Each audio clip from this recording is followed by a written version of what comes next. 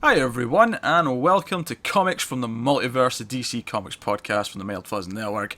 I'm Peter, and joining me as always is Matt. Hey, what's up? And unfortunately, Connor is feeling under the weather, which, wouldn't necessarily mean he's not on the show, but he has lost his voice as part of his flu. So, poor Ginger's lying in a bed, watching movies or something right now. I don't know what he's doing. What do gingers do when they're sick? Sacrifice puppies to make themselves feel I better? don't know. It sounds like what they do when they feel better. Yeah. So no Connor this week. He should be back next week. It does mean, however, that Connor's corner from the end of the show will not be here this week, and that means Harley Quinn issue 2 will not be covered until he's back and can let us know what happened. I'm sure we're all waiting with bated breath, I'm sure. But coming up on today's show, we are going to be talking about Cyborg Rebirth issue 1, Batman issue 5, Superman issue 5, Justice League issue 3, Nightwing issue 3, Supergirl issue 1, Green Arrow issue 5, and finally Aquaman issue 5. It's worth noting that Green Lantern's issue 5 was meant to be out this week. Actually, what am I saying? I've got all these down as issue 5. It's actually issue 6 he's in it. Yep. I've not changed. I was gonna wait till you were done talking. Yeah, I've not changed all my numbers. I do apologise, folks. Add 1 to everything there except Cyborg and Supergirl. Yeah. And ignore my cats chasing each other and causing absolute Usually it's chaos. my animals causing sound. Now it's yours. It's do you know what? It's that time of night. They're just in that mood where they're chasing each other, and it's going to drive me up the wall. Yeah. So add 1 to all those numbers. So issue 6s and issue 4s across the board. Yep. But yeah, Green Lantern's issue 6 was meant to be hitting this week, and I told you as much last week, but it was delayed very last minute. It's actually coming out next week now. Rumour is it's a printing error, which makes sense because the next issue is still scheduled for the following week. Like issue 7's not been delayed or anything, which would imply it is something like a printing error, because otherwise, it'd be impressive if they fell behind and then caught up again that quickly. So yeah, no Green Lanterns. That's hitting next week now. But before we get to any reviews, we do have some news to talk about. One that's particularly interesting. We got an announcement of a new book that's coming in December, and it's not an ongoing, it's a mini-series, and it's out of continuity. It is going to be a 4-issue book called Supergirl Being Super. And it's going to hit on December 28th, so we have one book date for December already. It's going to be written by Mariko Tamaki. I think that's how you pronounce that. Apologies if it's not. Art's going to be by Joelle Jones, and I'm not super familiar with Mariko, but I'm hearing good things from people who have read her indie work. Mm-hmm. And Joelle Jones is actually exclusive with DC, and this is one of the first things I think she's doing as an exclusive artist. So I think this is pretty cool. I like the idea of Supergirl getting the American Alien for all seasons treatment that Superman's got several times in the past. Yeah. Well, especially now too. I mean, even though it's out of continuity, with the show being on, it'd be nice to see a fresh take on her origin. Instead of just what we've gotten, which is just versions of the same thing. So that's what I liked about American Alien so much, is it wasn't so much an origin of Superman as much as it was for Clark Kent. So, but this is promising. Plus, Joelle Jones's art, I really enjoy. It's worth mentioning there's a couple of preview pages already up. All the announcements came with these pages of art, and they look really nice. Just one last tidbit on that though, is that Mariko listed that her main influences for this going into it are John Hughes movies and the Lumberjanes comic. So sounds promising. Yeah, take what you will from that. Also, I want people to know who are watching the video version of this that Matt's just out of sync on Skype. He's not out, the video itself is not out of sync. Just in case you're thinking there's something wrong. Gotcha. He's out of sync for me live as well, which is really weird and distracting. Yeah, I've done nothing. I just pulled up Mariko Tamaki, who's actually Canadian. So. Oh. Cool. Yeah. She's great. also. I only know this because someone pointed out on Twitter that the writers of Superwoman, Supergirl, and now this are all gay. Oh. Which I didn't know. I knew Orlando was gay, but I didn't know the other two were. Yeah. But yeah, cool. That's cool. So Supergirl Being Super starts at the end of December, 4-issue miniseries. Presumably that's monthly. And there you go. Another little tidbit of news we got was that the Hawkman and Adam Strange mini that's starting next month. It was originally called Hawkman and Adam Strange. I can't remember the exact title. It was like Battle for Time or Battle Out of Time. Yeah, Out of Time or something like that. Something along that. But that was actually a fake title. They've actually, well, either it was fake and it was a placeholder, or they just changed their mind. I'm not sure which. I'm inclined to think it was a placeholder because of the actual title. The actual title of the book is now called Hawkman, or sorry, no Hawkman at the start. Just The Death of Hawkman is now the title of the book. So I guess they were keeping that secret. It is worth mentioning, though, if you're not familiar with Hawkman, part of Hawkman's character, and Hawkgirl as well, is that they constantly reincarnate, and they have been reincarnating ever since ancient Egypt. Now, I don't know if the current Hawkman has that version of his backstory, but I'm going to assume he does. Until told otherwise. From what I remember from the JLA stuff, is that it was Qatar Hole from Thanagar, and he left their planet because he didn't like the stuff that was going on there. So who knows? But I told Pete in the chat earlier, let me know when it's not about the death of Hawkman. So it seems about every story about him is. So I was kind of more stoked when it was Adam Strange and Hawkman palling around space. Yeah, so. I'm sure. Obviously Adam Strange is still going to be in the book. I'm sure he's not been deleted from it. Yeah. I don't know. Maybe the title's not as literal as we would expect. Yeah. I just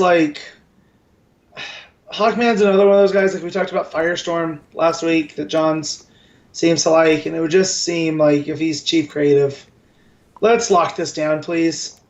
I get that you like to reincarnate him, but can we stop making him an alien, and then making him a guy, and then making him an alien again? Yeah. Because it's hard to keep straight. Yeah, maybe that's what they'll do here, is they'll lock down what his origin is. Maybe they'll mix it, because I know sometimes it's mixed. I know they showed... And there's my animal.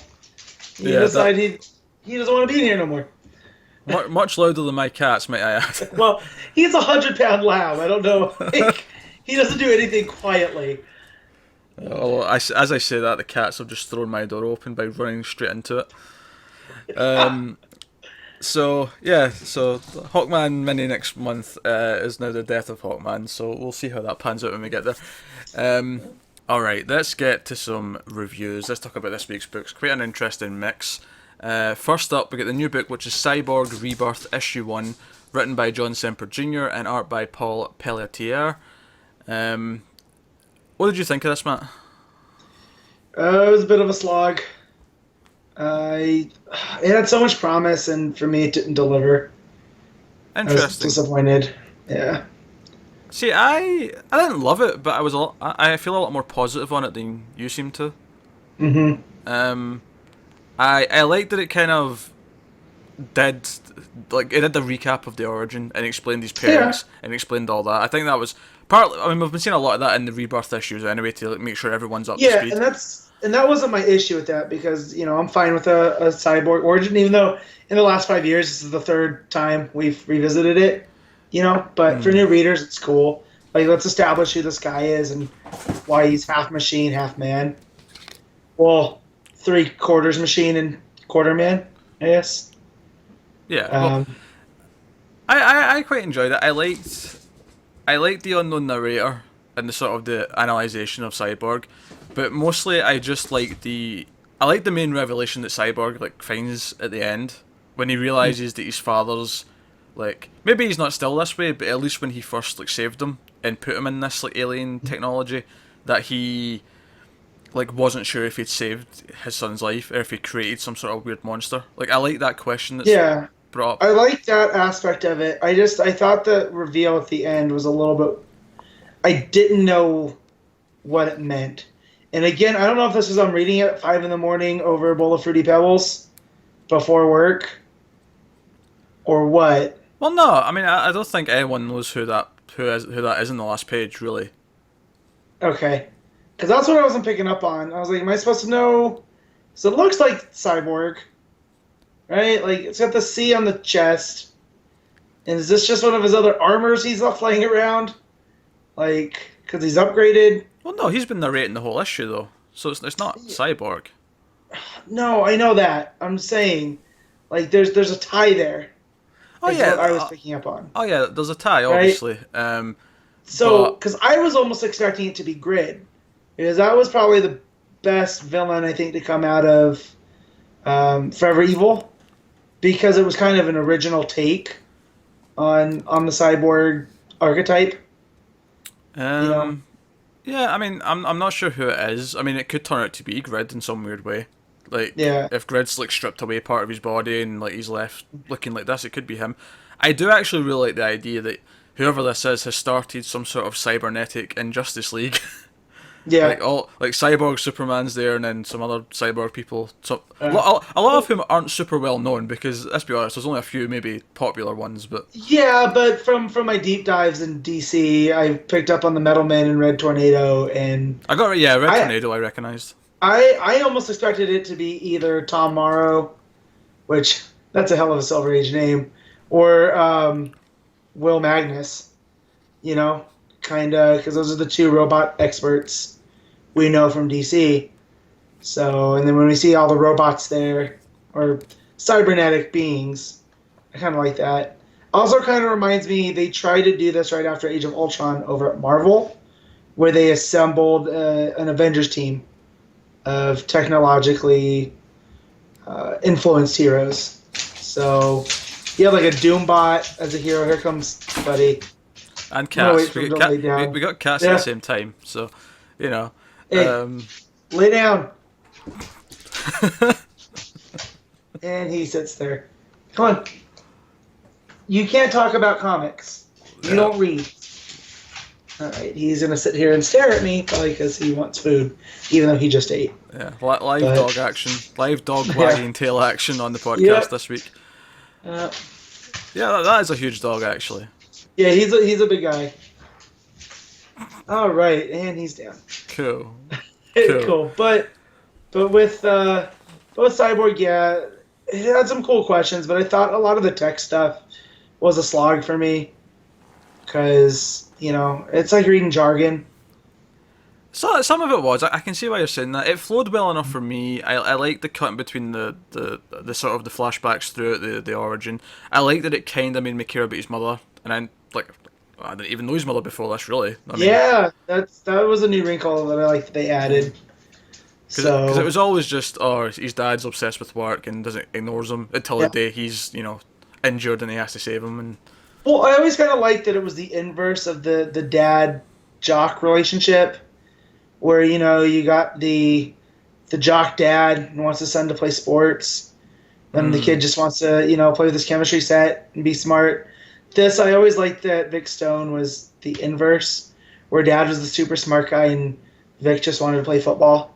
Which, I mean, it makes sense because it's the whole point. The whole point of that type of trope is that the parent wants the kid to be like them, and they're not. It doesn't really matter which way around the things are, So yeah.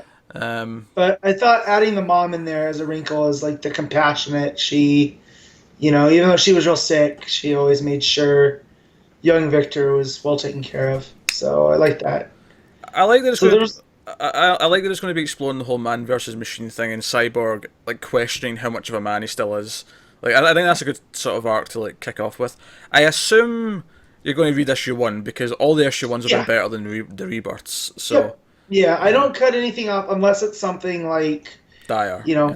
Well, something that ends up in Connor's corner, where I'm just like, I'm not.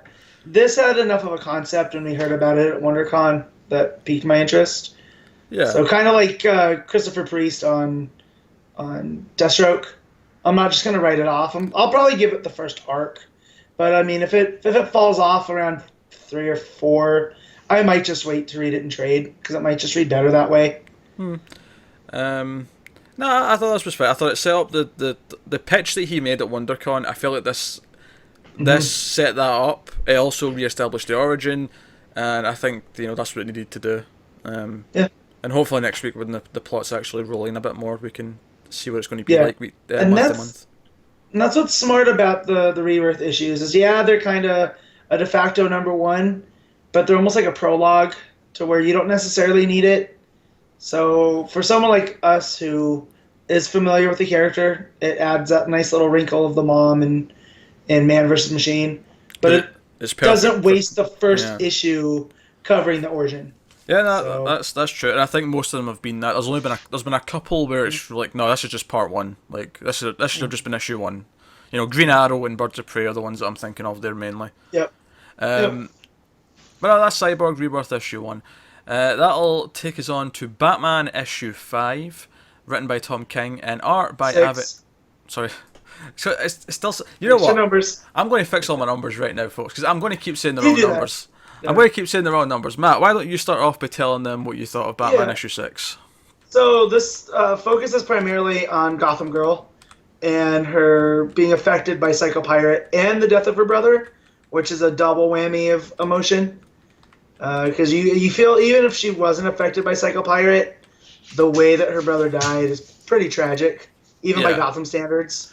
Yeah, So right away she's like talking to him as if he's there, like yeah, and not that people talk to people who have died, like that's like a coping mechanism, but this is like really, this is constant. She's constantly in a conversation with him, like she's with him. like Dexter or something, like you know. It's, Yeah. Well, and I think as good as Batman's been, I think this has been the standout issue because it really is a standalone, and I think Tom King excels at these standalone contained stories. I think this is the most emotional issue, and I think the emotions played Yeah. really well. I think That could be it too. yeah, I think. Well, the art's very good as well. Actually, I want to point out the art by Evan Reis. I mean, Finch has Yeah. been doing well, but I think some of the art here was great. When we get to my favourite panel of the week at the end of the show, it will be from this book. But the emotion is Batman's, like, because there's two exchanges that sort of mirror each other. Because Batman keeps responding with "I know," because Duke's in the back. He was like, "Oh, you're going to have to stop her from using her powers, or she's going to die. You need to help her." He's like, "I know, I know," and I'm saying that as if he sounds like annoyed that he's having to answer it, but it's not that. It's I know, like, Yeah. and I love the exchange Batman has with Alfred, where he's like, "After my parents died, how did you help me?" And Alfred, in his catty way that he's been doing all this series, is like, "Well, Yes. to be fair, Master Bruce, you do go out at night dressed as a bat and beat criminals to a bloody pulp. I don't think I helped you." Yeah. That was a good line. I love that out of Alfred too. Is he's a ball buster, which is kind of the first time we've kind of seen a ball buster in Alfred. So that's great. And then there's that at the end. They mirror the "I know" Yeah. at the, and I just, the way that it goes through that, and they even set up Monster Man with Hugo Strange. Oh yeah, Like we'll get to that in a minute Okay. with Waller, but yeah, sticking with the Gotham Girl stuff. I like that scene with Batman, because he's like, "All right, I'm taking off the cowl. I'm going to say who I am, and I'm going to relate to her on a human level, right?" Because up until now, like, her and her brother idolized Batman, and it was all you know, Batman this, Batman that, and like, I like that he's like, "No, the only way I can fix this is by being Bruce Wayne. Like, I need to relate to her on the level of loss, you know." Yeah, he needs to be a human, not a superhero, and I like that. And that was really cool. It was a really emotional scene. I thought it worked really well, and it felt very in character for Batman as well to do it. Because as much as he will keep his secret identity, I feel like if stuff's going down, like if there's a moment where he thinks the only way I'm going to save people here is to reveal who I am, he'll do it in a heartbeat. I don't think for a second, you know. And before we get to the end, I want to point out the fun villains that Gotham Girl's taken out throughout the issue. I love how excited Kite Man is for being Kite Man. He's like, "Kite Man, I'm Kite Man, yeah." Like, he's so out the excited. window, and she even says something about Kite Man, doesn't she? I think so. Like, There's Kite Man, there's Blimp Man, and then there's, well, I don't know if he's called Blimp Man, the pirate, and there's the pirate, oh, that pirate scene. That's another thing that was, you know, this guy is had a complete mental break and thinks he's a pirate, and he's basically kidnapped all his adult brothers and dressed them up as Batman and is making them walk the plank of this imaginary pirate ship, which is a 10-story building, you know, for being Batman and not telling him. And it's just like, I'm so used to the Joker brand of, nah, this guy knows what he's doing, but he's still like, I'm trying to find the right word for Joker.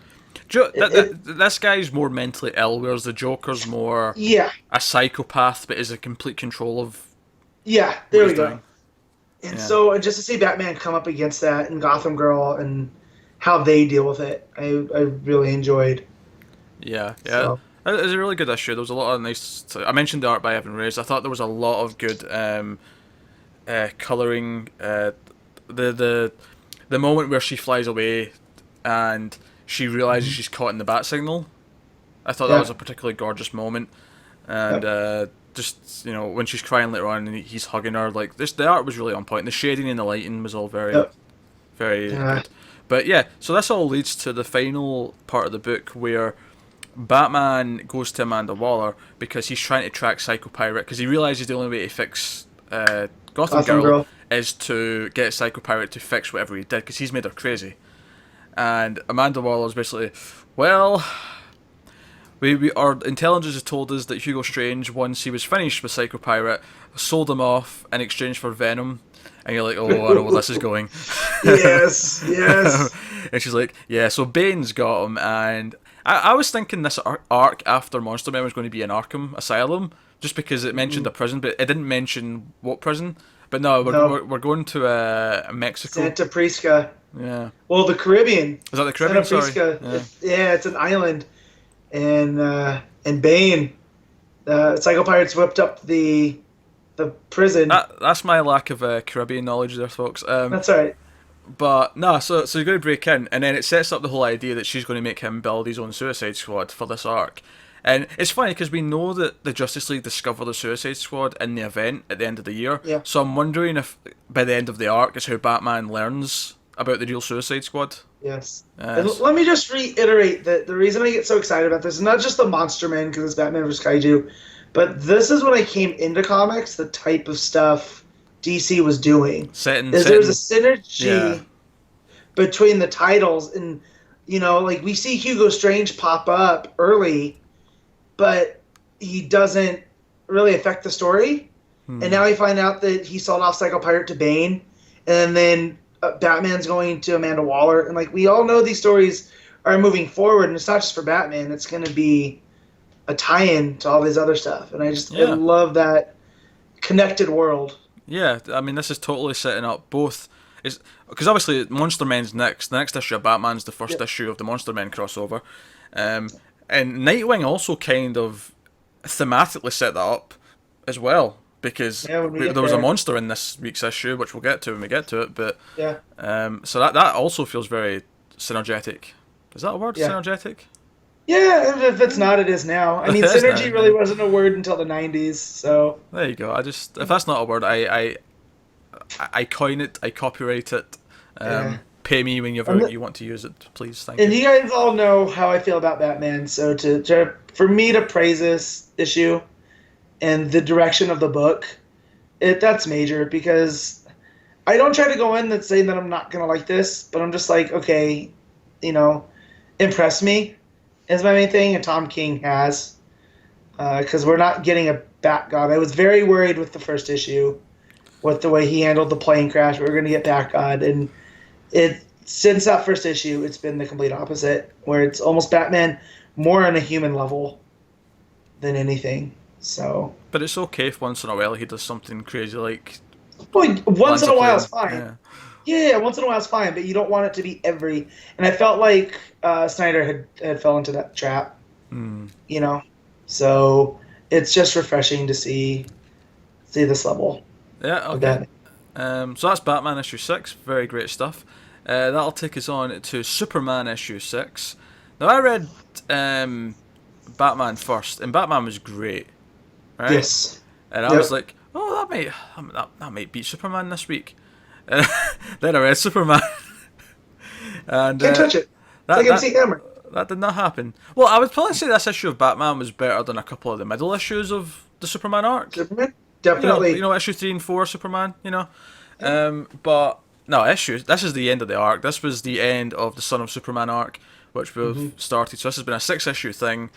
And so Superman's fighting the Eradicator. He's now got the souls of all of Krypton. At least all the ones that were inside the Eradicator are now in him, feeling him, helping him fight.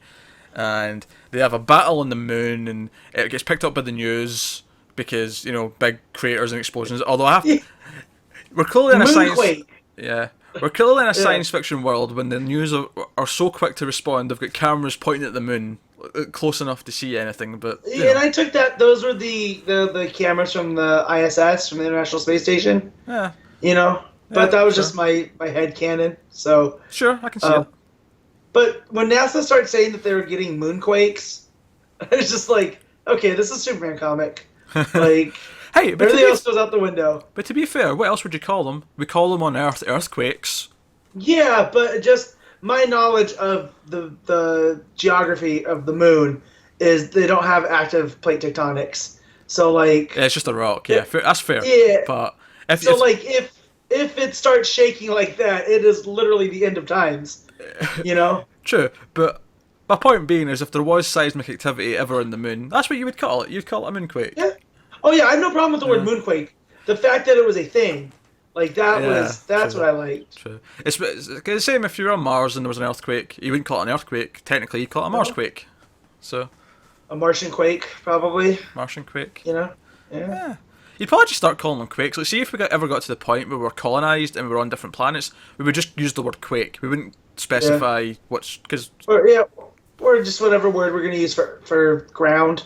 So like a terra quake. Yeah. Something along those lines. Because I remember in The Martian, like we're digressing a little, but like since Earth time and Mars time was so different, they were going by Earth time. They call them souls because it's Earth going around, rotating around the sun. Yeah. And stuff. So I always thought that type of stuff interests me because that means they put in work thinking about it. So I'm pretty sure this is correct, but so I'm assuming that the dirt on Mars is not referred to as Earth; it's referred to as Mars. Am I wrong in saying that? I mean, we could ask Martian Manhunter. He'll probably know. It's a good question. I've never thought about it before, but now that I'm thinking about it, is it technically still Earth because it's still dirt, or is it because it's on a different planet it's referred to as whatever? Anyways. So Superman's fighting Eradicator, and probably the big standout moment that comes first, not the standout moment of the issue, but the big standout moment in the fight is when he grabs Eradicator's mouth and says, "No dog left behind," and Crypto basically chest bursts out of the S. Like on the Eradicator. Like Alien. like the Alien chest burster. And Superman tells him to bite down and don't let go. And he rips his loyal dog out of the Eradicator, which I kind of knew was coming because we know they're going to Dinosaur Island next, but it was still such a fulfilling moment. It was a really big moment, and then Kryptos, once he gets out, like he's angry, and he turns around, and I don't know how often you really see Krypto use his heat vision, but he let rip here. Yeah. Because honestly, the thought of a dog with heat vision is kind of terrifying, if I'm honest. Yeah, well, because especially when you have derps like mine, that are going to use them on the cat. So, but yeah. So, and then we get some great moments with Lois and John. Also, as this fight's going on, they're basically they can't really do anything, and but John's looking on and like that's my dad. Yeah. Yeah, and that's so great. He's getting excited because he's seeing his dad win, and it's when they realise it's been picked up by the news and all that. Lois says, "Well, there's no putting the genie back in the bottle now," and John says, "That's okay. Superman's for everyone." And I'm like, kid gets it. Yes. Also, when it's all said and done, still jump forward a little. Batman's ran a loss simulator on the damages done to his moon base. Oh, by the way, I love Batman. See when Batman, Wonder Woman says, "Oh, the damage to the moon or whatever, it's not so bad. It can be repaired." But why would you repair the moon anyway? I don't know. But then Batman's like, "The moon cave, however." And he sort of grunts, and I'm like, oh man, Batman being annoyed that his Batcave in the moon's been trashed is hilarious. His secret Batcave on the moon. That no one was supposed to know about, but thanks, Clark. Now everybody knows that I had a base there. And just also, Superman's like, yeah, when I make a mess, I clean it up. It's another shot to Yeah. The DC cinematic. Oh yeah, another shot to Man of Steel. We're turning to that Yeah. moment in a minute. I want to jump back to when Superman wins the fight, and it cuts to the one-page splash of him after he's put the lunar module back up. Dak. Yeah, And the flag. and Yeah. the flag, and he stands there with his hands in the hips. Big Superman moment. Classic Superman moment. Yeah. Classic Superman moment. And this is the point where I kind of want to mention the art here. The art in this book was fantastic. Gleason was back on art for this issue. I think I forgot to mention that at the start, but And I will gladly take like a two on, one off if the art's going to be this quality throughout. it's not even like the art. Like the artists in the last couple of issues were great. It's not even like it Yeah. dipped. It's just that you could tell Gleason was back. There's just an extra little classic touch to the way he draws Superman's smirk. That is just that bit more special. But yeah, that was really really great. So fights one. Scene with Lois and John in the house. I want to point out because I really enjoyed, like, John was like, "Oh, is he gonna let me put the cape and the jacket back on?" He's like, "Oh, maybe one day, son, but until you won't be Superman, you'll be you'll be John, you won't be Clark Superman, and you'll be your own thing. But until then, Superman." And then I like the joke she cracks. She's like, "But until then, you've got Supermom to take care of you." And then he's like, "Don't you mean Batmom?" Yeah. That was a great one. That was a great little. Also, throughout the Eradicator fight, it was a lot of the Eradicator saying that he needs to cleanse John because he's unclean because he's a half breed, and just Superman is like, "Well, no, that's my son. That's my legacy. That's the future." And there's a lot that was being played to that Superman, is in a fight. It's not just his Kryptonian heritage he's fighting for. It's also his Earth heritage. Yeah, it's man. Which I think that goes. Yeah, so I love that, and so when we do get that moment after the one you just brought up, of Clark coming to him and giving him his glasses, yeah, so he can blend in at school, and even John's kind of like, "What's up?" I was gonna say it's not the moment I love even more than him getting the glasses, which is really great and really sweet. But it's the moment after when Clark says, the best part about wearing the glasses is what happens when you take them off. Like that's what. Yeah. I was just gonna get to that. Is he gives him a speech about the glasses, and John's like, "Well, really, glasses? Like people fall for this?" And that's when Clark's like, "Well, it's not about the glasses. It's about what happens when you take them off." Yeah. And yeah. So good. Also, that so means that either in the next issues of Superman or maybe in Super Sons down the line, we're going to get John ripping the shirt open for the S. Because he's going to be in disguise. So we're getting to that stage, which is cool. Maybe that'll be part of Super Sons, actually. Maybe we'll get a little bit of the school life of both Damian and... Yeah, because it is, like, as much as I love the dynamic, I do want to see some stories with just Superman, and not Superman with his son tagging along, too. Yeah. So... I'm sure... Yeah, if not here, you'll get it in action, so... Yeah, exactly. It's a big world. And then we also, at the end, Clark decides to introduce John, which he should have done from the beginning, he admits. Well, yeah, this comes back to the moment we were talking about with Batman and Wonder Woman, and Batman's like, my cave, blah, blah, blah. And he comes in and he's like, "Okay, we're going to repair it." And he's like, "I want you to meet Superboy." And it's the last page. He stands there all proud, get the new Superboy logo, I guess, and when he says it. Like every time it says this is a job for Superman, you get the Superman logo instead of just saying Superman. It was like, the Superboy, whatever the new Superboy logo is. And what I want to point out in this last page as well that I really like is that Wonder Woman is smiling because she's met him already. This is a good point. This is set after Action Comics' first arc. Yep. So she's met him already and she's smiling because, it's John. And Batman's got this grill on his face. He's like, "This kid can beat me up. I'm not happy about this." Yeah. Oh, see, this is a bit of a bitter pill because I love John as a character, but I also really love Connor Kent. And just anyone else to me is not Superboy. Do you know? Like, I've not read Johnsy's Teen Titans, so I don't have the same attachment to Connor Kent. So I am actually kind of cool with this because I know John way better than I do Connor at this point. So they're both great characters, and I'm happy for John to be the new Superboy. But it's a bit of a bitter pill. Maybe I know. Take my medicine. Maybe whenever Rebirth plays out, and maybe we get more New 52 stuff coming back. Yeah. Well, maybe Connor can become super teen or super but, whatever. I mean, he can get a whole new name as long as we Yeah. get Connor Kent back. That's fine. He doesn't have to be Superboy because some of my favorite moments of him were as Connor Kent Mm. versus Superboy. But it's yeah, with the timey-wimey stuff with the Legion still in play and whatnot. Like, if they even want to send him to the future to be, Superman's emissary there. Like, What if he took the mantle of Flamebird? yeah, I'll just he's throw fine out an by me. idea. I'm just thinking of a Krypton hero name that he could use. And Fine by me, but I would, Nightwing's yeah, taken, of course. yeah. So But see, also with Tim, from what we know from Detective, his days could be numbered. You know, I like, look like Tinian at a con in the past week or so when he was asked yeah. about all these Tim Drake rumors.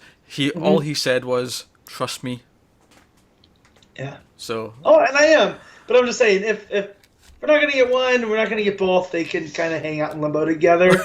I'm okay with that because they are best buds, and Cassie's there. So, you know, who knows okay. with all the rest of that era Titans. But yeah, Superman #6, fantastic. Yeah, Superman issue 6, fantastic. Possibly the best issue of the book so far. I'm torn. It's between that and issue 1, and I'm not sure which one I like more, but they're both Yeah. Well, fantastic. So, this might have been my favorite book since the Rebirth relaunch. well, no spoilers there for what Matt's #1 of the week's going to be. Yeah, try not to spoil, but it is. It's just everything That from that. Hey, that said though, you have literally picked Superman Oh, every single week. There's been a Superman issue, so yeah. I guess it's not that surprising. But that'll take us on to Justice League issue 4, written by Bryan Hitch, art by Jesus Merino.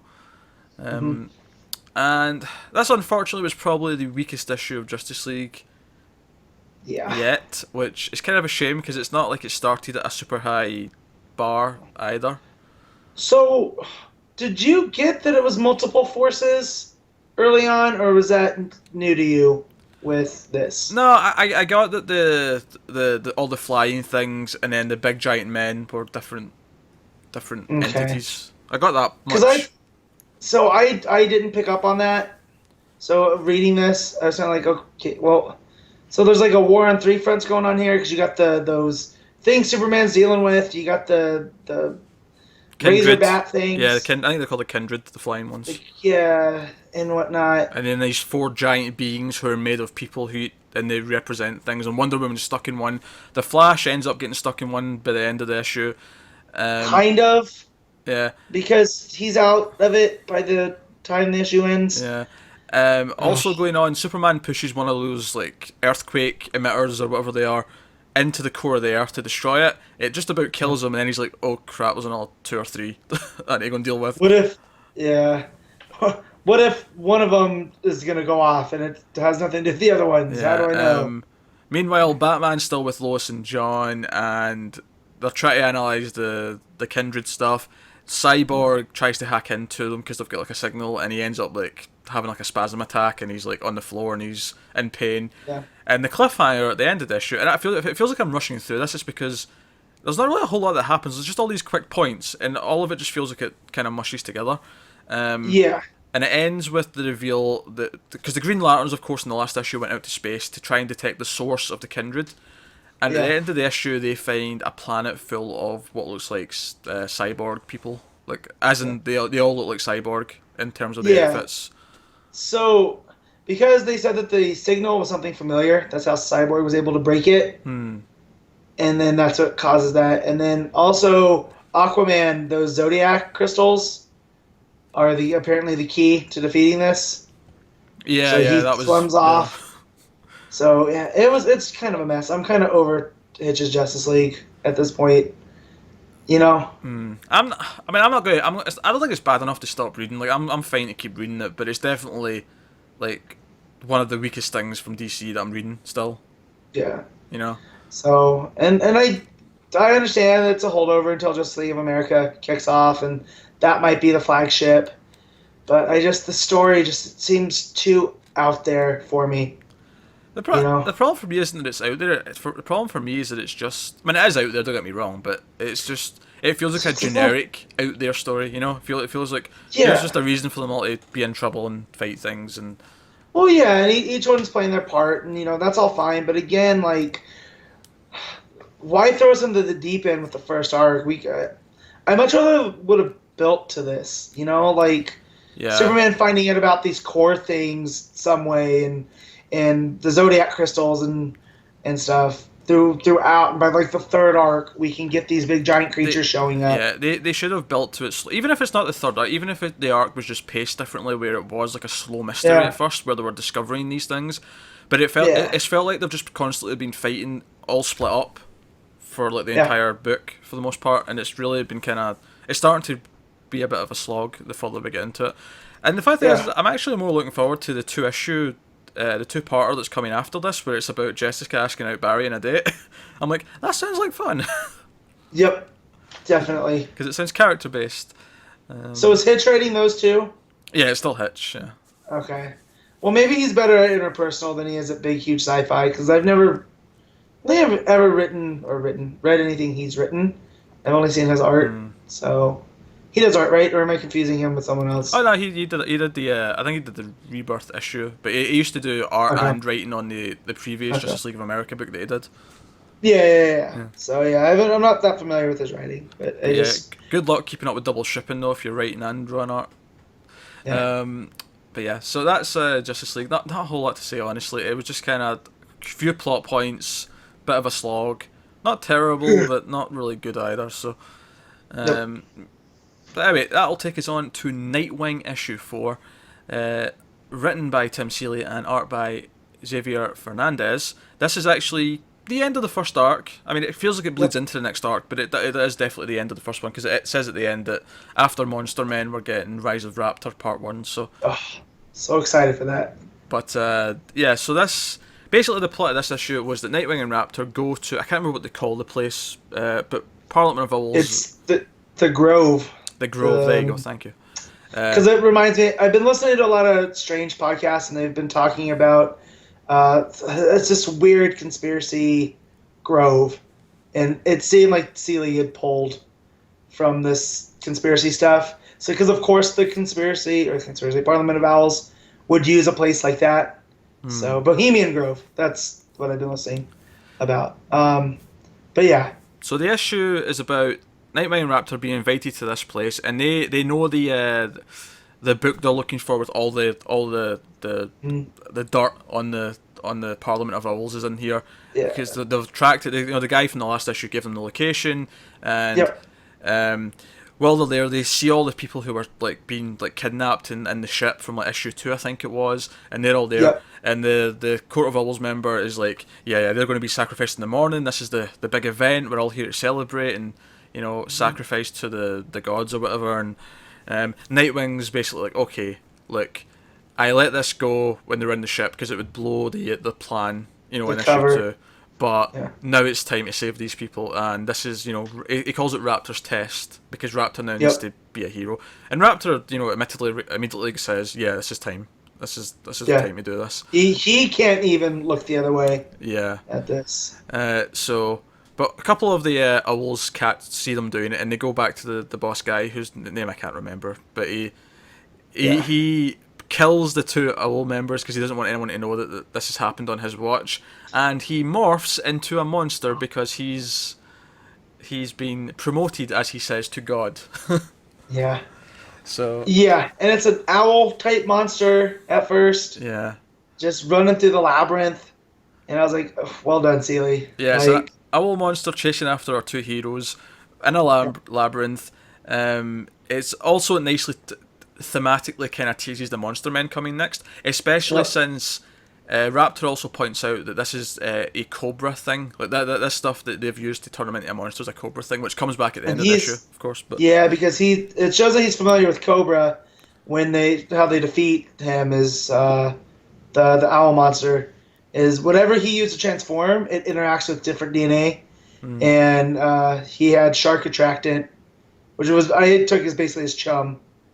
And and mix that in with the guy, and the guy starts turning into a half owl, half fish monster that can't quite keep up. And although he does take a piece of Raptor with him, He does. Raptor gets injured, out. yeah. Yeah. And they get the book, and then Nightwing realizes that Raptor's injured, so he starts to work on him because Raptor's got some like spare blood in his like gauntlets and stuff that he can use to like patch him up a bit. And this is when Nightwing reveals that he knew all along that Raptor was a circus person. Because of the way he spoke and the way he acted when they first met, he could just tell immediately that he was in the circus.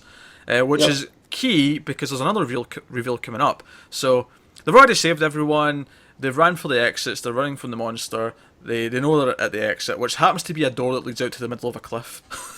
Because it's not a villain lair without one of those doors. Exactly, of course it's not. Yeah. And Raptor's like, and Nightwing's basically saying that, there's still so much we could do. And Raptor's like, no, take this to the authorities. This will be enough to take care of the owls. And when Nightwing protests and says, no, we could do so much more, Raptor says, you've still got itchy feet. Your mother was right about you. And then kicks him out of the door. And of course Nightwing's like, wait, you knew my mother? What? As he's falling. And so that's that. And we don't see what happens to Raptor, but obviously we see him at the end, and we see that he's got out, and he's maybe he's still flipping that side of the line, but he's still, he's flipping back and forth, like, we can trust him, he's kind of a hero, he's not, he is. Because the end of the book, of course, he's giving, like, a backdoor access to all the names of the owls to Cobra. Because Cobra's pissed that they stole from them. Yep. And Nightwing turns around and takes the info to Spiral, and we get to see Tiger again, or as Nightwing calls him, Tony, from Grayson. So that was a nice little nod. Yeah. So the authorities are dealing with the owls, but Cobra's also getting the name, so they're probably going to try and like intercept and dish out their own revenge as well.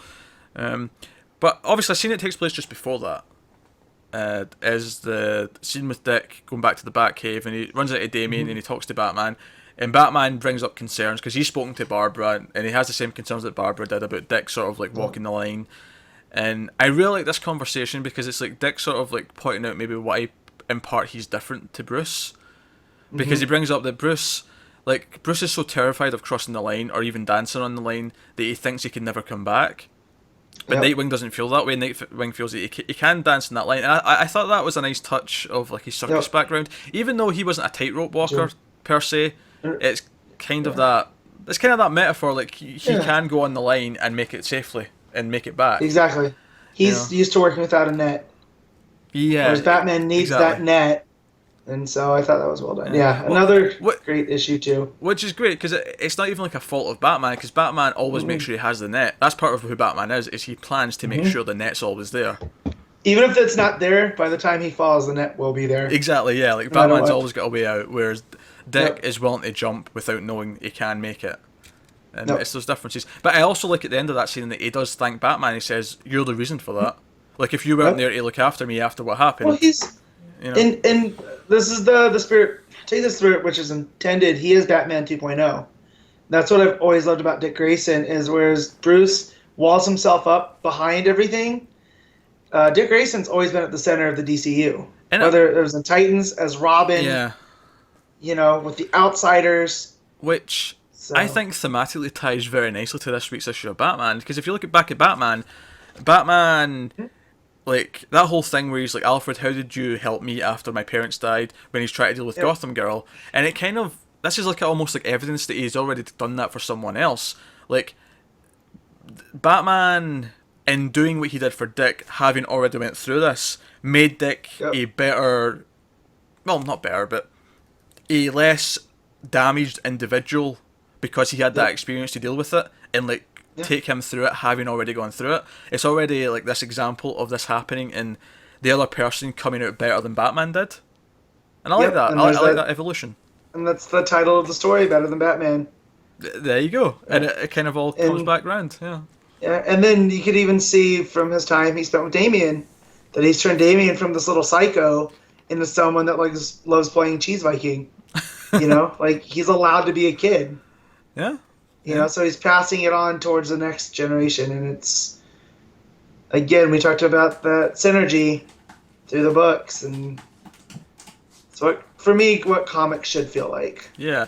I don't even. I only thought of that thematic connection between that issue of Batman and this as I was talking there, but it's actually kind of great. Yeah. It's amazing that it link up like that. And my screen just moved because my cat just decided to jump against it. There we go. All right, back we go. What a jerk cat. Well, no. See, Firefly was on the run from Garrus, who was trying to attack him. So it was more a desperation move. Up. Yeah. Than it was. You can't get up here. Yeah.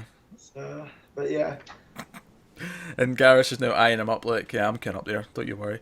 So, of course, the cliffhanger at the end is that, again, playing with the idea if we don't know what Raptor's real intentions are, Raptor says to Cobra, don't worry about Dick racing, he's wrapped around my finger.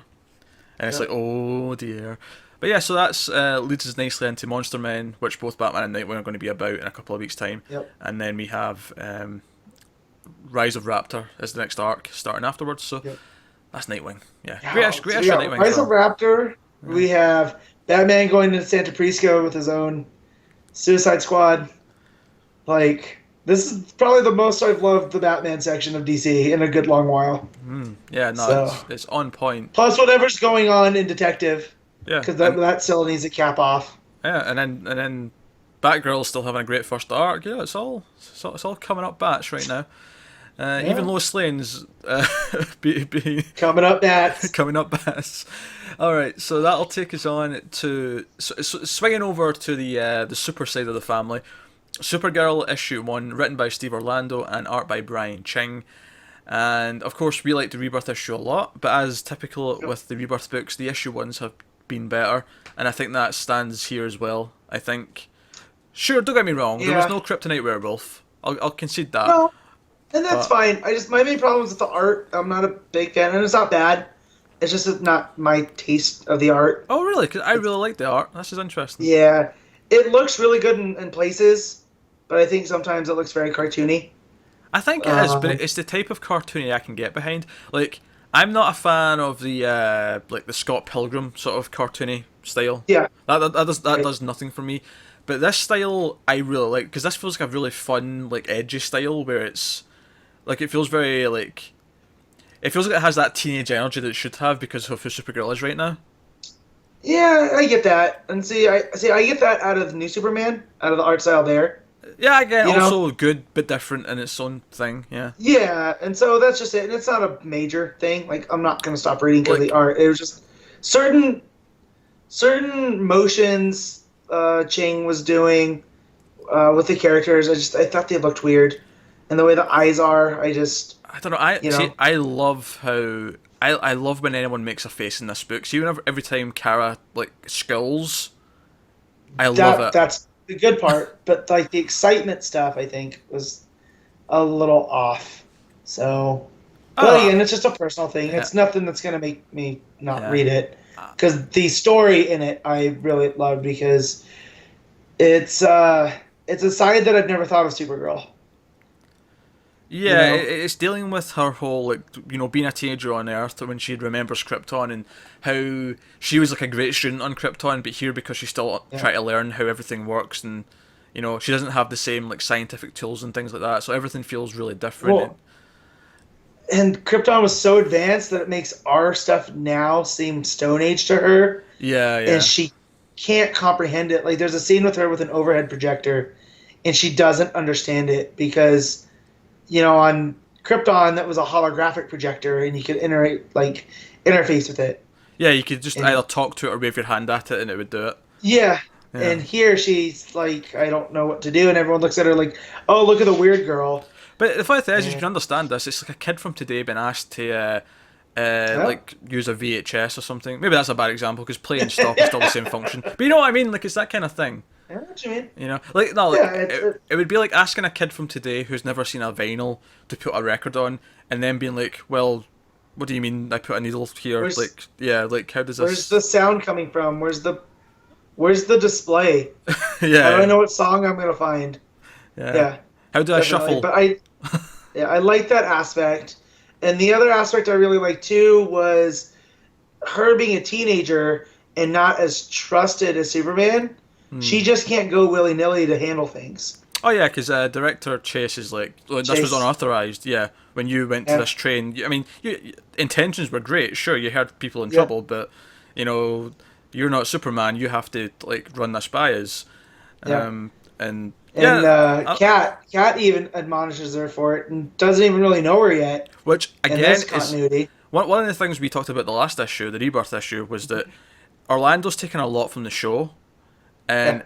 I'm not complaining because I think the show is very good and a really good version of Supergirl, and I like that some of the stuff they're bringing in here is stuff that the show also explored. This whole thing of her like going half cocked and like not being prepared is something the show's dealt with, and it's like part of Yeah. like Supergirl's character and part of how she's always been like the angrier version of Superman, not a bad person, just like she has a temper. She can Well, like, yeah, she's angsty, yeah.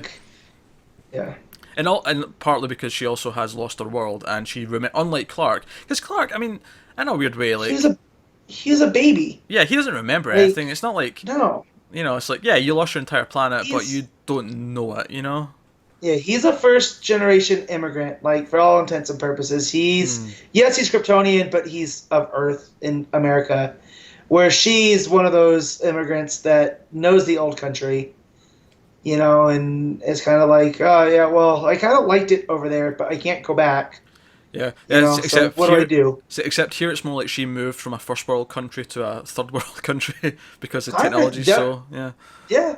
Yeah. And so, but definitely, and this character, I can't remember his name, but who's like, what's the word I'm going to look for? He's magnetized towards her because she's so odd. He goes to that school. Oh yeah, it's that still she the does. other kid. Yeah, I don't even know if he'd learn his name. Yeah. Like he's there to Okay. talk to someone else. Yeah. Yeah, but they're talking about her, and a lot of it's kind of mean, but he's like, I'm fascinated by her. Like, she just doesn't make sense, and I need to get to the bottom of that. So it's just like they're building the core characters up, and Yeah. I'm glad that they didn't just ape the show because I like when stuff's similar but distinct. Yeah, yeah. And that works with the Flash as well. They've got Cat Grant being kind of like Cat Grant from the show and like Yeah. riding her hard and all that stuff, and I hope they build that relationship because it's one of the fun parts of the show. But again, it has its own things. Like in Supergirl in the show, we don't have her being a teenager and learning to drive and all of these other elements and That stuff scene like that. too, Oh, yeah, when she puts learning to drive, her foot through the bottom of the car. Yeah, that's great. turns into a Flintstones car. Because she's so. Cause I remember, because you don't have a driver's license. I don't think you've ever driven. No. But I remember learning and being so frustrated and doing that because parallel parking sucks. Yeah, but It still sucks, and I've been driving for years. But imagine how much more frustrated it would be if you but I can just fly. Just let me fly. Yeah, Like, exactly. I don't need to do this. So yeah, they're getting all the teenage stuff to a T. Yeah. And I think all that stuff's a lot of fun. I'm liking how they're building the parents, the surrogate parents, Jeremiah and that. And they're trying to dress up the house like a Kryptonian house, and she's like, "Well, this is great and all, but this is like Krypton from like 300 years ago." yeah. Well, and also Jeremiah learning Kryptonese and saying the wrong words, and that just cracks me up. It's mostly there, but the words that he's using also, instead. I am delighted that in the comic they actually said Kryptonian because I vastly prefer that word to Kryptonese. Yeah, but I'm just saying I need it to be distinct enough, because when we say he said it in Kryptonian, I don't know, but Kryptonese sounds like a language. What about Kryptonlish? Like Kryptonlish, yeah. Kryptonlish. But But no, all that stuff's great, and him getting the words wrong. There was a lot of fun stuff, and I like that she gets frustrated and she flies off to the fortress, and we get this side. My only criticism of this, there's a quick flashback to Superman telling her about the fortress, and it's New 52 Superman because it makes sense that happened during that time. But she's already got the long hair and the new outfit in the flashback. I thought that was a bit weird. I feel like that was maybe just a mistake. Yeah, that was probably an art error, and they're just like, oh, we'll leave it. Yeah, she should have been wearing the one piece with the Marvel cape, or Shazam cape. So that's fine and well. But I like that she goes there because this is the closest thing she can get to Krypton. But of course, waiting for her there is Cyborg Superman, who full on knows that he is her father. Yep. And Well, and we get these little teases about Zor-El in Argo City oh yeah, throughout the issue. Yeah, we get these flashbacks throughout of her with Yeah. her father Uh-huh. on Argo, yeah. So, Which is good because it teases that relationship and it makes it relevant. It gives it context.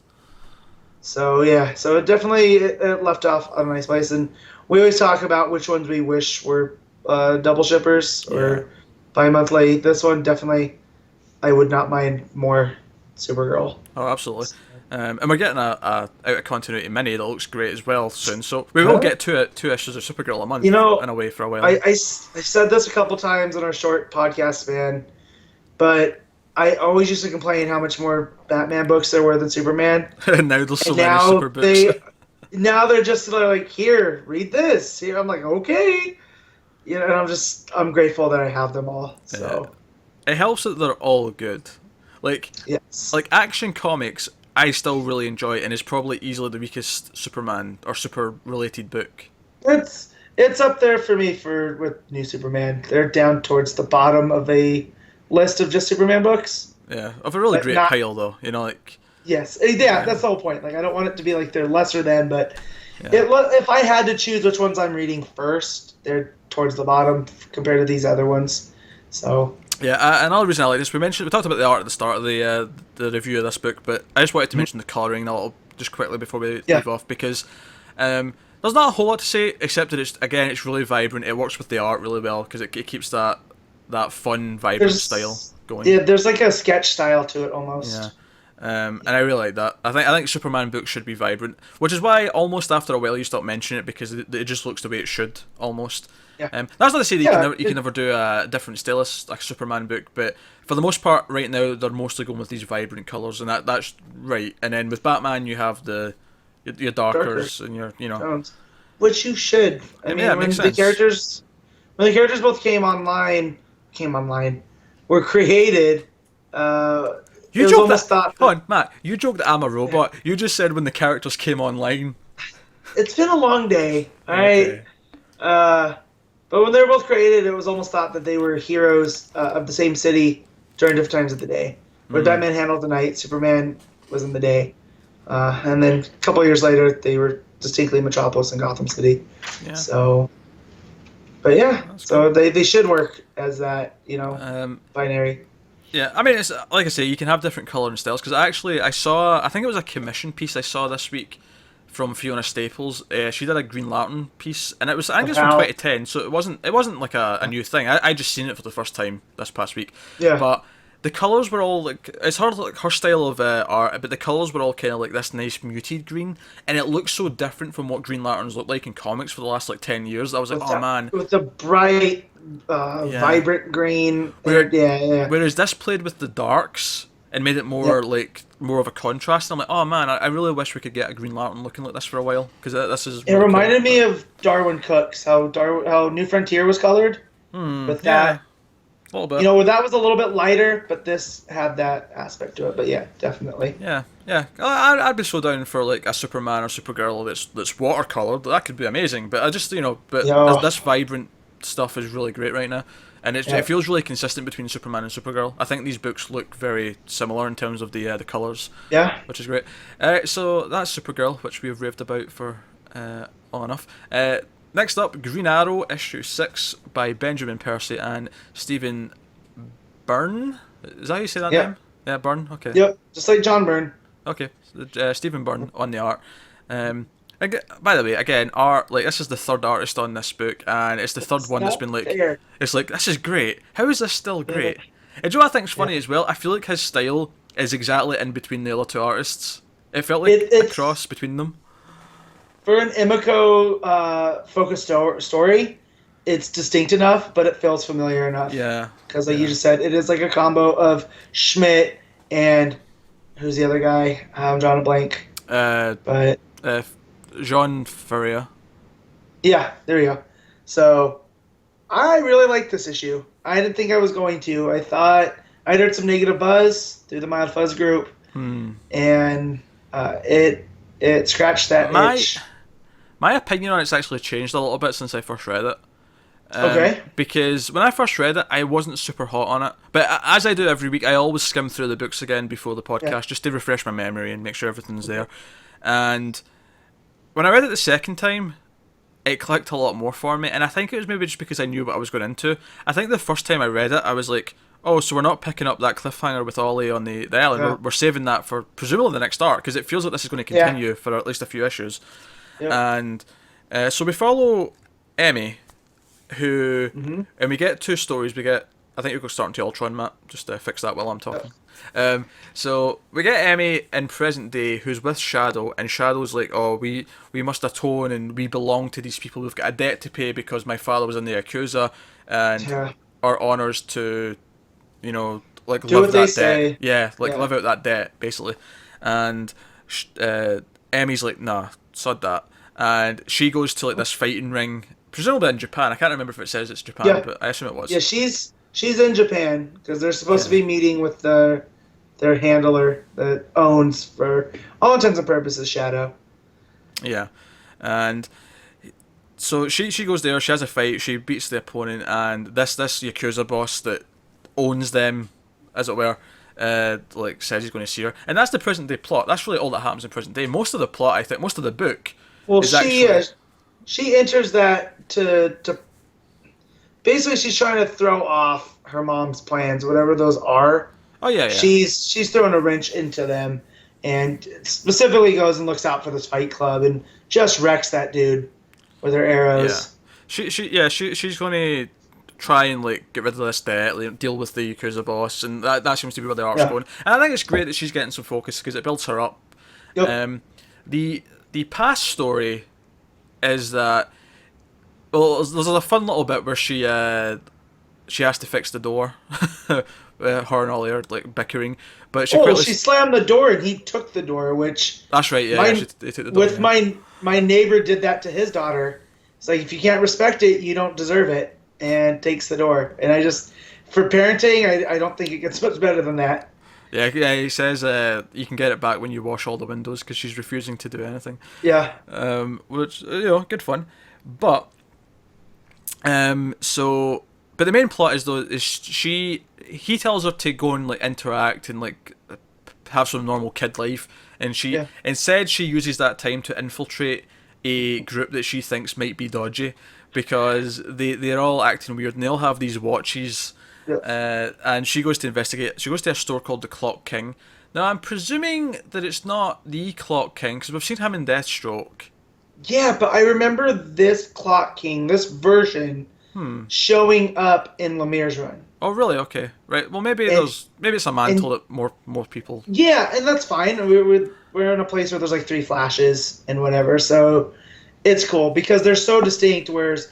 The Lemire Clock King was a gangster criminal guy that was so efficient he could set a clock to his stuff.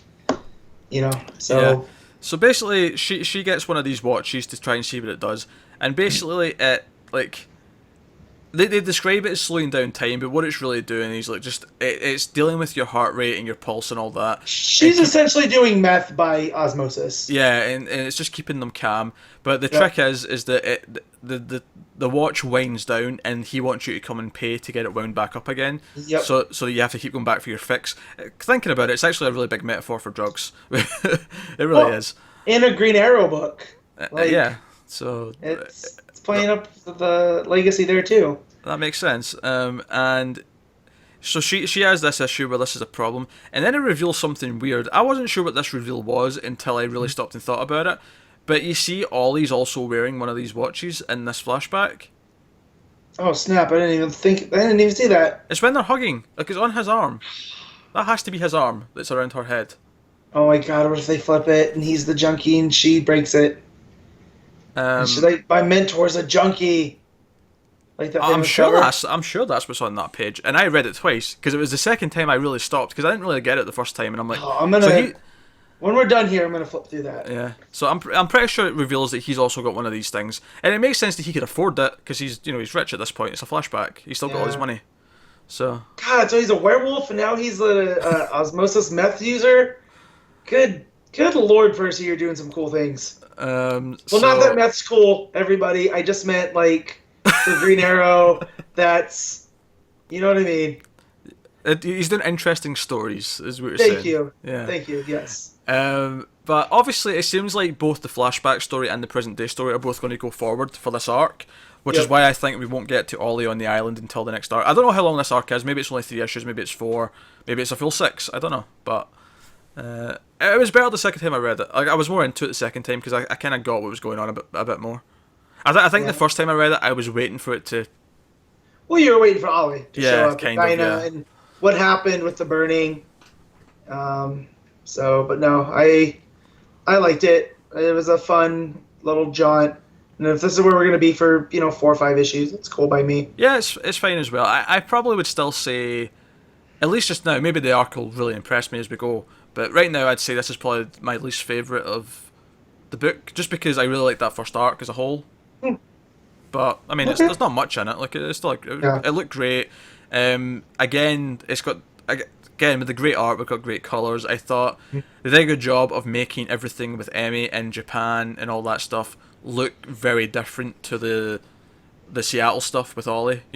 Like Yeah. with Ollie, it was the greens and the muted oranges and stuff. But when it was in Japan, it was all dark, neon And red. Yeah, red, Yeah. a lot of red. Yeah, so no, so good stuff. That's Green Arrow issue 6, and that'll take us on to our last book of the week because there's no Connor's corner. I do apologise. Nope. He's out ill, but we do have Aquaman issue 6, written by Dan Abnett and art by Brad Walker.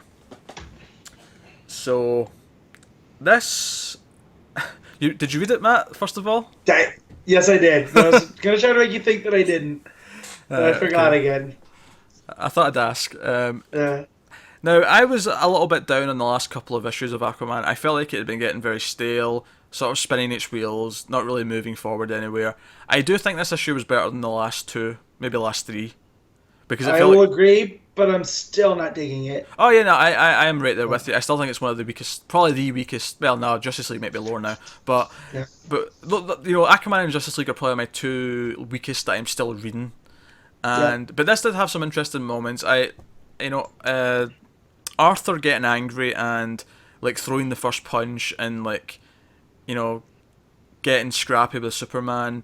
Like, did nothing but make Superman look like the one who had his stuff together. Like he. Well, yeah, and I also hate that we use Superman as the stand-in for the government and whatnot. It's like, all right, I get it and I understand it, but here, I felt like Aquaman he's unhinged a bit. Oh yeah, Aquaman came off as the asshole in this exchange. Yeah. He really did. And basically that's all the issue is they have the fight. The Atlantis fleet shows up and Aquaman calls them off, and that's enough for Superman to let him go. Like he's stopped there being like a giant war happening right now. Yeah. But he basically says you have to fix this or else. When Mira asks Aquaman like was he being serious, and he says yes. She's like, what does that mean? And he's like, it means I have to fix this quick. Like, And I like that because I was like the guy that stands up to the bigger guy and talks himself out of it and then turns around and goes, oh my god, I'm so lucky to be alive. Yeah. And also Mira, I used to like her a lot as a character. The more I read Abnett's version of her, the less I like her. She just comes... Well, and she comes off as super entitled and really distrustful of the land dwellers. Yeah. And I didn't get that from when she was reintroduced with Brightest Day and Johns' Aquaman. I got that she was an outsider in Atlantis as it was, being from Zebel. Yeah, so she sympathized with stuff a lot more. Yeah. Yeah, and here she's just like pro-Atlantis lady. And it's like, all right, cool. Yeah, the only other thing that really happened in this issue, which, I mean, it's probably the biggest thing that happened, is that, so, Black Manta is at Nemo's base, and we've seen, like, in the one scene he had last issue that he met the head of Nemo, and in this issue he immediately kills him and takes command of Nemo, which I thought was at least fun to see Black Manta just take charge that quickly, but at the same time, it feels like we just pointless. It feels like we get one page of Black Manta every issue in the last few, and it's just progressed so quickly. like they couldn't have done this last issue and dealt with the repercussions in a page here. It's like, yeah. I mean, I liked a lot of the Superman stuff, but I'm biased because I liked their conversation on, Aquaman as the Molewark, which I thought, all right, Abnett, like, you really love that word. I get it. But I never thought of, I don't know, maybe because I've been more sympathetic towards Aquaman, I've never thought of him as the odd man out. But I like what Abnett had said there with it. I really hope the next arc can shy away from all this politics and stuff, because it's really kind of bogging down the issue, or the arc. It just felt like it's been spinning its wheels.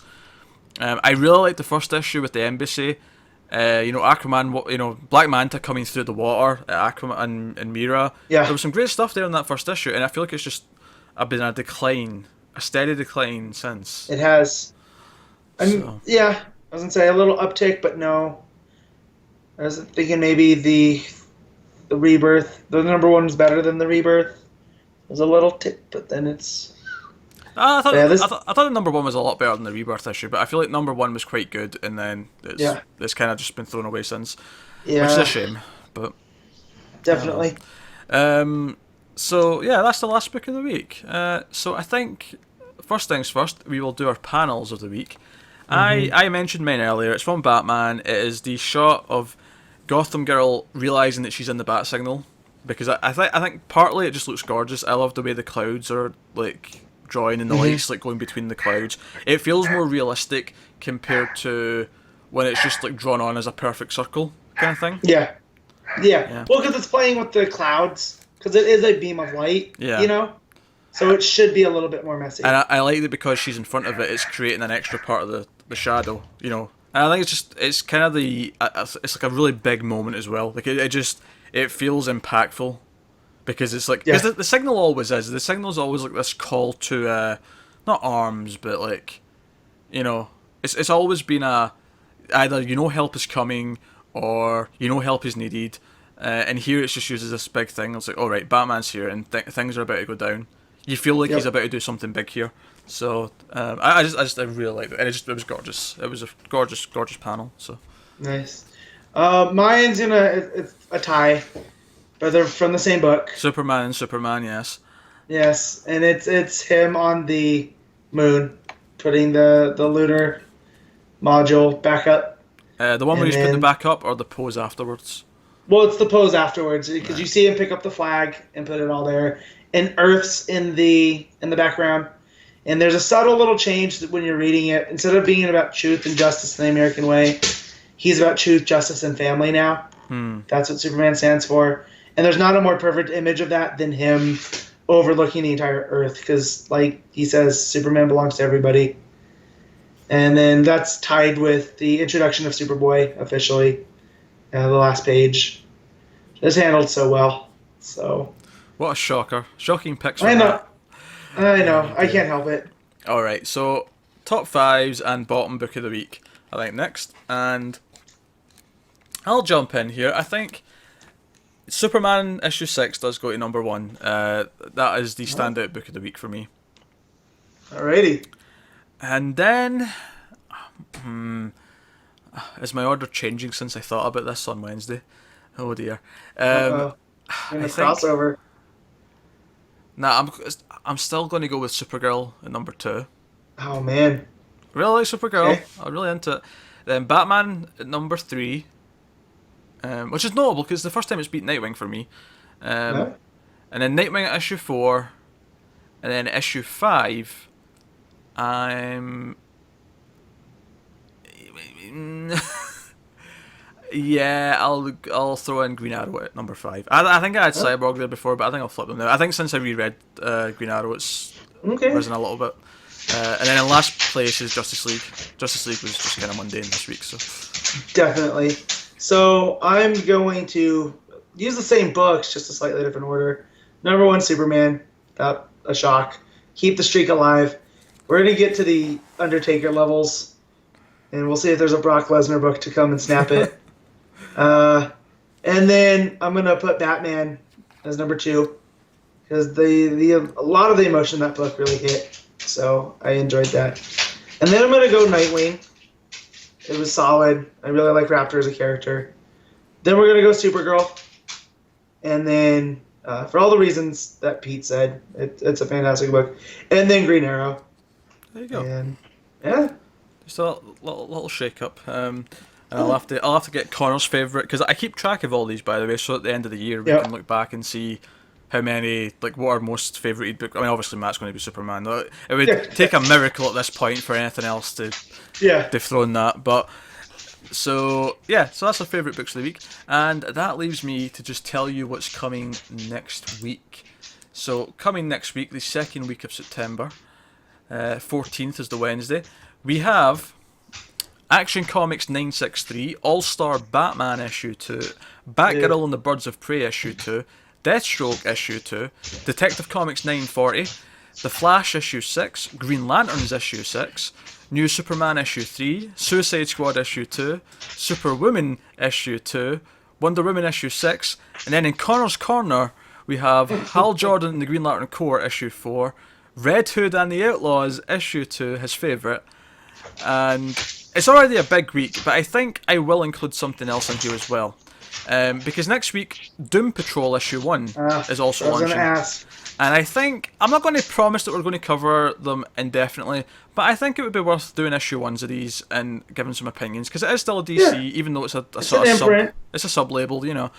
And I've never read a Doom Patrol book before. This is a completely new thing to me, but I think it'll be interesting. I think it's something we can put at the end of the show, rather than putting it at the start like we did with normal new books. The Young Animal line can come at the end. Yes. And there's a couple more of them launching in October, which sound interesting as well. So, so that's everything that'll be covered next week, and maybe Connor. So many books. It's a lot of books. I feel like Green Lantern's being pushed to next week's actually kind of annoying, because this week was quieter. But hey ho. Yeah. So that's what's coming next week. Week 2 is the busiest week of the month, I think. Yeah, it is. Every time. I'm scrolling ahead, and I'm right in saying that. Actually, this is something we can start doing now that we've got enough books to talk about. Which one are you looking forward to the most? As of right now, probably Flash, because I want to see where that's going. Although Detective has to be. I was going to say Detective. Yeah. I think for me, Superwoman's also up there, because we've only had one issue of that, and that was so good. And that dog is determined to ruin this show. Because I got up and shut the door because the other dogs were barking, and my wife came home, and he wants to go out with her now. So no red cape for you. No, he's failed crypto school. Yeah. So, take him out of here, please. I can't help it that he's loud. I know. So you say that about me too. Oh god, cameos from the dog, cameos from the wife. There's just cameos all over this episode. Cats have all been heard. Well, my cat showed up in the back at some point because the lab's the only dog that'll deal with her. So, yeah. Oh dear. Oh god. It is a multiverse. Yeah, so many animals. All right, apologies for all the extra noises this week, guys. But that'll kind of bring an end to this week's show. Let us know what you think of the week's books in the comments below if you're on the YouTubes. You can get us on Twitter at mailed_fuzz, and all the other Twitters and all that are on the screen if you want them. Of course, check out the other stuff we do. Obviously, if you're on YouTube, you're on Mailed Fuzz TV. Check out the weekly TV reviews. Notable because a lot of the comic book shows are coming back soon. At the start of October, Supergirl, The Flash, and all that are all coming back. We review those every week, so hopefully that's something you might want to check out. Yeah. We also... You're going to break Connor between all the comics and TV. His brain's going to stop working. I know. It's really worth mentioning that because it's the season of all the new shows coming up in a couple of weeks, we have so many new shows in addition to all the shows returning that we are putting ourselves through a gauntlet and over the next month. So... Yep. Look forward to that. Also, we have a new thing where me and Tim, we do horror movie reviews over on the movie channel, Mailed Fuzz Movies on Screams After Midnight. We're starting a new thing where once a week we're watching the old Tales from the Crypt TV show, and we're reviewing each and every episode of Tales from the Crypt once per week. So if that sounds of interest, check that out. And of course, we have 1.21 gigawatts over on the movies channel, which is regular movies, contemporary movies with me and Matt. Also, me and Connor have a movie show that will be starting after pilot season. After pilot season. We're not doing it during pilot season. I won't reveal what that is yet, but that's coming. Probably end of October, start of November time. But yeah. I've never felt more like a part-timer in my life. Because I'm on 2. I'm here, and I'm on 1.21, and I make a guest appearance here and there. Game of Thrones season, me and Connor talk that while Pete hangs out in his board. Yeah. I'm not a Game of Thrones guy, but yeah. So that's everything. That's all my plugging. There you go. By all means, send us questions, send us things, and Questions, whatever. Comments, all that type of good stuff. Yeah. 5-star reviews. Yeah, because we'll bring stuff up. It's always fun to do. And yeah, so thanks very much, guys, for watching or listening. Like and subscribe and all that stuff. It helps us out a lot. We always appreciate it. Keep reading comics. We'll see you next week. And always remember, never get lost in the Speed Force. And long live the Legion.